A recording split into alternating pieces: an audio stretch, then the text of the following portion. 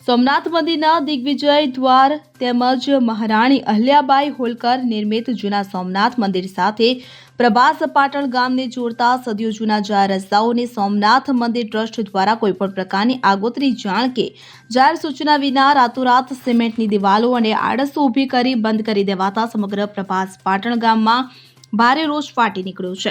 આ મામલે પ્રભાસ પાટણ ગામના નાગરિકોનું પ્રતિનિધિત્વ કરતી પ્રભાસ હિત રક્ષક સમિતિ દ્વારા જિલ્લા મેજિસ્ટ્રેટ તથા જિલ્લા કલેક્ટર એનવી ઉપાધ્યાયને રૂબરૂ મળી આવેદનપત્ર પાઠવી મંદિર ટ્રસ્ટ દ્વારા મનસ્વી રીતે બંધ કરાયેલા અને બંને રસ્તાઓ તાત્કાલિક અસરથી ખુલ્લા કરાવવા માંગણી કરવામાં આવી છે। પ્રભાસ હિત રક્ષક સમિતિએ જિલ્લા કલેક્ટર એનવી ઉપાધ્યાયને પાઠવેલા આવેદનપત્રમાં આ પગલાંને કાયદા વિરુદ્ધ અને મનસ્વી ગણાવ્યું છે। સમિતિને જણાવ્યા મુજબ સિટી સર્વે રેકોર્ડ અનુસાર 1922 થી 1926 દરમિયાનથી આ રસ્તાઓ સરકારી જાહેર રસ્તા તરીકે અસ્તિત્વમાં છે અને 100 વર્ષથી વધુ સમયથી જાહેર ઉપયોગમાં છે। ઇન્ડિયન ઇઝમેન્ટ એક્ટ મુજબ ગ્રામજનોના કાયદેસર ઇઝમેન્ટ રાઇટ હોવા છતાં તે અધિકારો રાતોરાત છીનવી લેવામાં આવ્યા છે।